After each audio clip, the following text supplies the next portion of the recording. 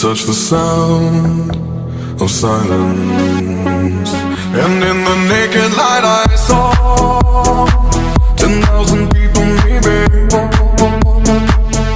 People talking without speaking, people hearing without listening, people writing songs that voices never share, and no one dared disturb the sound of silence. Fool said, you do not know. Silence like a cancer grows.